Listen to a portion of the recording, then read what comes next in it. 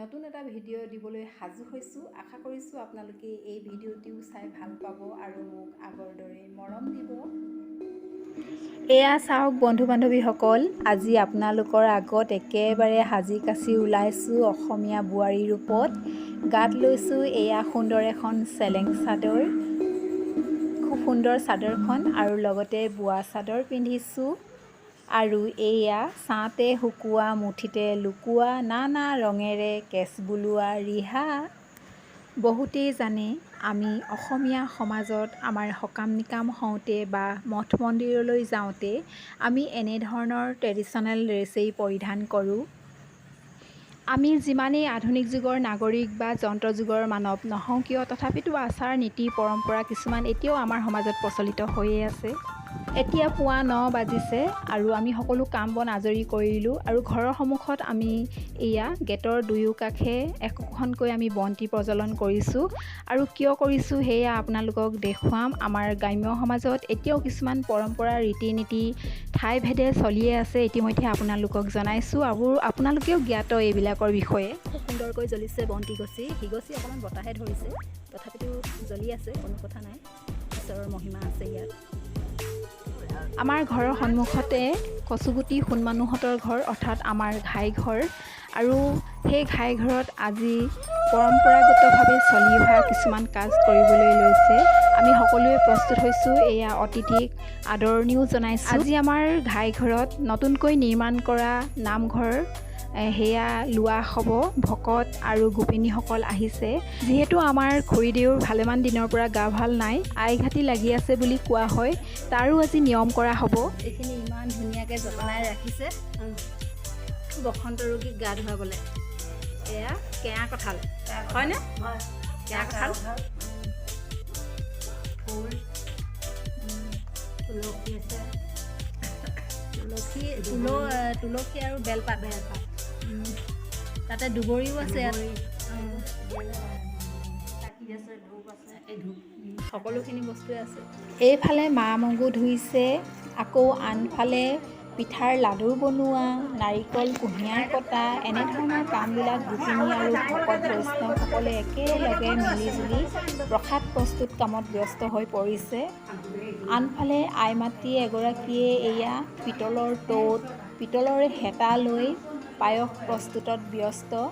তলত জুই, লগতে আমৰ খুটি দিছে, এয়া চাওক।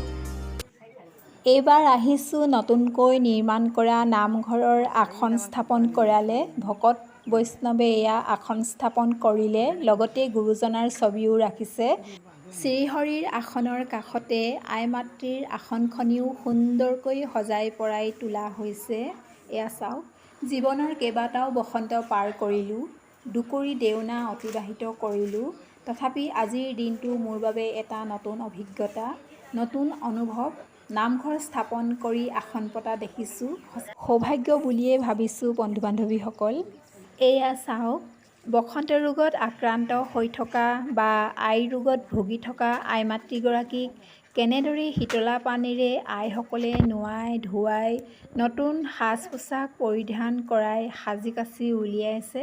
তেখেতৰ আশু আৰোগ্য আমি সকলোৱে কামনা কৰিছোঁ। ভগৱানে তেখেতক সদায় কুশলে ৰাখক, সুস্বাস্থ্য দিয়ক, এয়াই বিচাৰিছোঁ। আৰু তাৰে অকণমান ভিডিঅ' আপোনালোকলৈও আগবঢ়াইছোঁ।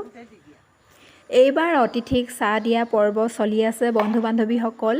মই মোৰ জা জুৱলীসকলৰ লগত অতিথিক চাহ দিয়াত ব্যস্ত হৈ পৰিছোঁ। মই পিছে মিঠাইহে ভাগ কৰিছোঁ এয়া। আৰু আমাৰ সকাম নিকাম হ'লে গ্ৰাম্য সমাজত এনেদৰেই চাহ দিয়া হয় সকলোকে। এয়া কাঁহৰ ঘটি, এইবিলাক কাঁহৰ বাতি, আৰু এনেধৰণে আই মাতৃসকলক বা ভকত বৈষ্ণৱসকলক চাহ দিয়া পৰ্ব আমাৰ আজোককাৰ দিনৰ পৰাই চলি আহিছে। এইভাগ মোৰ চাহ আৰু লগতে মিঠাইও আছে। চাহ আৰু মিঠাই খাই লওঁ বন্ধু বান্ধৱীসকল। পুৰা চাহ খাইছে দেই।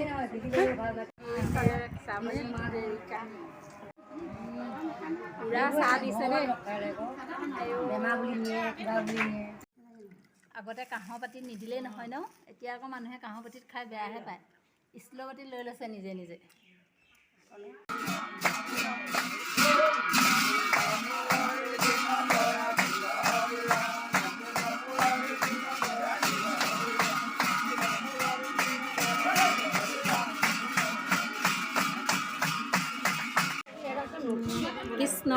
নামৰ তেল দিছে দেই। কৃষ্ণ কৃষ্ণ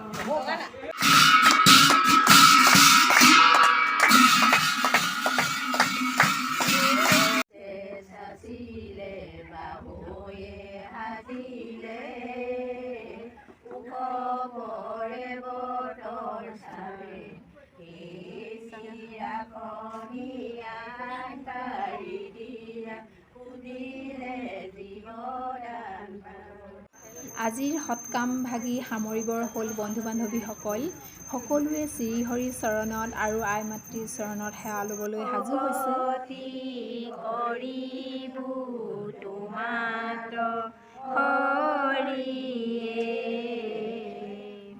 মই মোৰ সমতি নাজানো তাৰো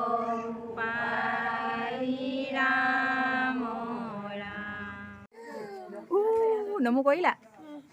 সকামৰ শেষ পৰ্যায় পালেহি বন্ধু বান্ধৱীসকল। সকলোৱে একেলগে জলপান খালোঁ। এয়া পায়স আৰু মাহ প্ৰসাদো খাম আৰু সকলোৱে ঘৰা ঘৰিও যাম। কৃষ্ণ কৃষ্ণ